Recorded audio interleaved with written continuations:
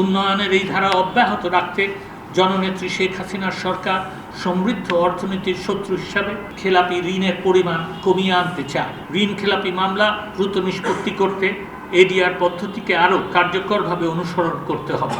আমাদের লক্ষ্য থাকবে বাংলাদেশের জনগণের উন্নয়ন, আমাদের লক্ষ্য থাকবে বিচার বিভাগ বাংলাদেশকে ন্যায় বিচার প্রদান করবে এবং আমাদের লক্ষ্য থাকবে যে বাংলাদেশের মানুষ যেন মর্যাদা সহ সারা পৃথিবীতে বেঁচে থাকতে পারে সেই অবস্থায় পরিণত করা।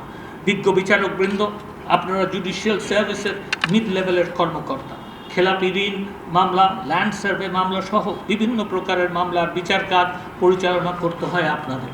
আপনারা জানেন মাননীয় প্রধানমন্ত্রী শেখ হাসিনার বিগত 15.5 বছরের বলিষ্ঠ ও দূরদর্শী নেতৃত্বে বাংলাদেশের অর্থনীতিতে আজ ঈর্ষণীয় উন্নয়ন ঘটেছে। উন্নয়নের এই ধারা অব্যাহত রাখতে জননেত্রী শেখ হাসিনার সরকার সমৃদ্ধ অর্থনীতির শত্রু হিসাবে খেলাপি ঋণের পরিমাণ কমিয়ে আনতে চায়।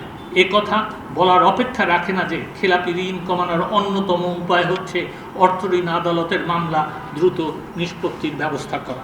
বর্তমানে ঢাকায় 4টি অর্থ ঋণ আদালত সহ দেশের প্রতিটি বিভাগ ও জেলায় অর্থ ঋণ আদালত অতিরিক্ত দায়িত্ব সহ গঠন করা হয়েছে এবং এগুলোতে বিপুল সংখ্যক মামলা বিচারাধীন রয়েছে। আমরা জানি অর্থ ঋণ আদালতের মামলা নিষ্পত্তিতে দীর্ঘসূত্রিতা হলে হাজার হাজার কোটি টাকার খেলাপি ঋণ অনাদায়ী থেকে যায়। উল্টো মামলাগুলোর পেছনে আর্থিক প্রতিষ্ঠানগুলোর যেমন ব্যয় হয়, তেমনি ব্যবস্থাপনায় সৃষ্টি হয় জটিলতা। বিষয়টি বিবেচনা করেই আপনারা ঋণ খেলাপি মামলা দ্রুত নিষ্পত্তির লক্ষ্যে অর্থ ঋণ আদালত আইন 2003 সংশোধন করে আদালতের বাইরে এডিআর পদ্ধতিতে মামলা নিষ্পত্তির ব্যবস্থা রেখেছি। দুঃখজনক হলেও সত্য যে মামলার পক্ষগণের অনাগ্রহের কারণে এডিআর পদ্ধতি সফল প্রয়োগ হচ্ছে না। তাই আমি মনে করি ঋণ খেলাপি মামলা দ্রুত নিষ্পত্তি করতে এডিআর পদ্ধতিকে আরও কার্যকরভাবে অনুসরণ করতে হবে।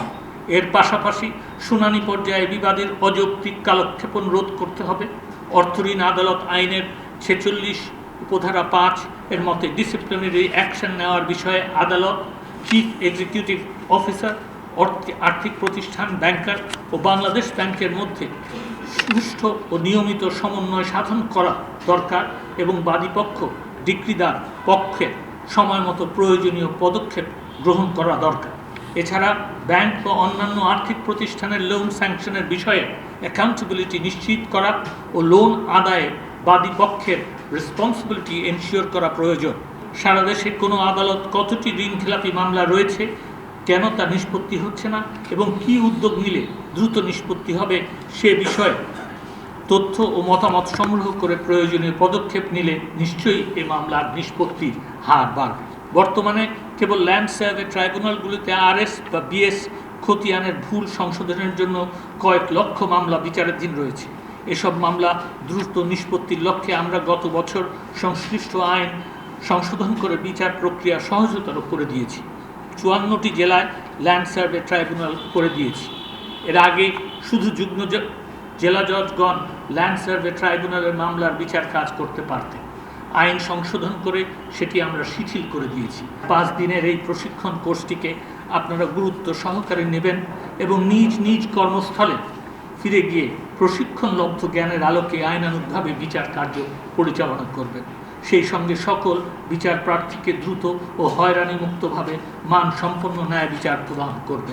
আজ এ কথা বলার অপেক্ষা রাখে না যে বিগত প্রায় 15 বছরে জননেত্রী শেখ হাসিনার সরকারের বাস্তব ভিত্তিক ও বহুমুখী পদক্ষেপ গ্রহণের ফলেই আজ বিচার বিভাগের দক্ষতা ও সক্ষমতা বৃদ্ধি পেয়েছে। বিচার বিভাগ অনেকটাই আধুনিক ও গতিশীল হয়েছে। বিচার বিভাগের দক্ষতা ও সক্ষমতা বৃদ্ধিকরণে আমরা আরও কিছু যুগান্তকারী পদক্ষেপ হাতে নিয়েছি, যার মধ্যে অন্যতম পদক্ষেপ হল মাদারীপুরের শিবচরে 37.27 একর জমির ওপর একটি বিশ্বমানের ন্যাশনাল জুডিশিয়াল একাডেমি প্রতিষ্ঠা।